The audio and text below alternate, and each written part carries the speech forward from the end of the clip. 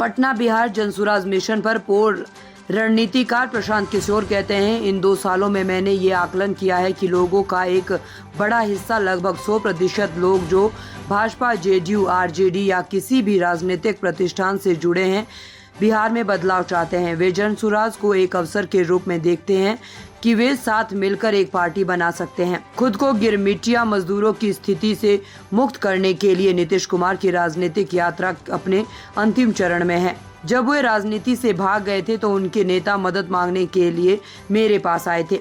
अगर मैंने उनकी मदद नहीं की होती तो मुझे नहीं पता था कि आज नीतीश कुमार और जेडीयू कहां होते।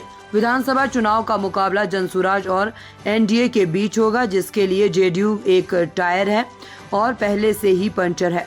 इस सदी में आरजेडी ने अपने दम पर कोई चुनाव नहीं जीता है। मुस्लिम आरजेडी के लिए ईंधन है, लेकिन अब वे समझ गए हैं कि अगर किसी पार्टी ने उनका सबसे ज्यादा शोषण और विश्वासघात किया है तो वो आरजेडी है। 2 साल में असेसमेंट ये किया कि बिहार में एक बड़ा जनमानस, करीब 70% लोग, चाहे वो राजद के समर्थक हैं, जदयू के समर्थक हैं, भाजपा के समर्थक हैं या किसी दूसरे दल विचारधारा से जुड़े हुए हैं, हर व्यक्ति बिहार में बदलाव चाहता है, बिहार में एक नया विकल्प चाहता है और जनसुराज को देखता है कि ये अपॉर्चुनिटी है, वो मौका है जब वो सब लोग मिलकर एक नया दल, नया विकल्प बना सकते हैं, ताकि 15, 20, 30 वर्षों से जो राजनीतिक बंधुआ मजदूरी है, जिसमें दल काम न करने के बाद भी, गलती करने के बाद भी, जनता का शोषण करने के बाद भी सिर्फ लालू के डर से भाजपा और भाजपा के डर से लालू के आधार पर वोट लेते रहे हैं, लोग उससे, उस राजनीतिक बंधुआ मजदूरी से मुक्ति पाने के लिए तैयार बैठे हैं और जनसुराज में उनको वो विकल्प, वो अपॉर्चुनिटी, वो मौका दिख रहा है। इसलिए आप देख रहे हैं कि हजारों की संख्या में हर दिन, प्रतिदिन लोग इसमें जुड़ते जा रहे हैं। नीतीश कुमार के खिलाफ आप कह रहे हैं, नीतीश कुमार की पार्टी भी आप पर सवाल खड़े कर रही है कि आपके पास पैसा कहाँ से आ रहा है, आप कैसे चुनाव अब छोड़िए, नीतीश कुमार का अब राजनीतिक जीवन का अंतिम दौर है। जो लोग सवाल खड़ा कर रहे हैं उस पर तो हम रोज़ जवाब दे रहे हैं, आपको भी देंगे। उनको ज़रा पूछ लीजिए कि 2014 में जब आपका नाव डूब गया था, नीतीश कुमार राजनीतिक भगोड़े के तौर पर मुख्यमंत्री का पद छोड़कर भाग गए थे, राजनीति में से संन्यास लेने की सोच रहे थे, तब उनके नेता हमारे ही पास आए थे मदद मांगने के लिए।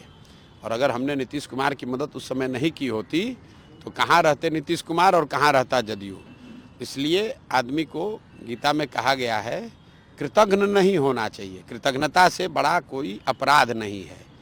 तो नीतीश कुमार और जदयू के लोग कम से कम, दूसरे दलों की छोड़ दीजिए, इन लोगों को कृतज्ञ नहीं होना चाहिए, क्योंकि अगर प्रशांत किशोर ने कंधा 2015 में नहीं लगाया होता तो न वो होते, न उनका नेता होता, न उनका दल होता।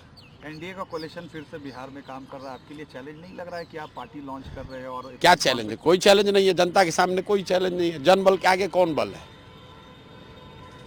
लड़ाई अल्टीमेटली ये मैं कह सकता हूँ कि विधानसभा की जो लड़ाई है वो जनसुराज और एनडीए के बीच में होगी, ये क्लियर है। लेकिन एनडीए में तो एक टायर नीतीश कुमार हैं, वो पहले से पंक्चर है, 2-4 गो स्टेपनी है, छोटा छोटा दल, उस सबका कोई वैल्यू नहीं है। एक भाजपा है, वो कितना ही खींच लेगी। आरजेडी को आप चैलेंज नहीं मान रहे बिहार में? लड़ाई एनडीए और जनसुराज में है तो आरजेडी को क्या मानेंगे? आरजेडी तो लालटेन है जिस बिहार में। सर किसने कहा कि बड़ी पार्टी है? कई एमपी जीता है आरजेडी ने? बिहार पिछली बार कब जीता था? अपने दम पर आरजेडी बिहार पिछली बार कब जीता?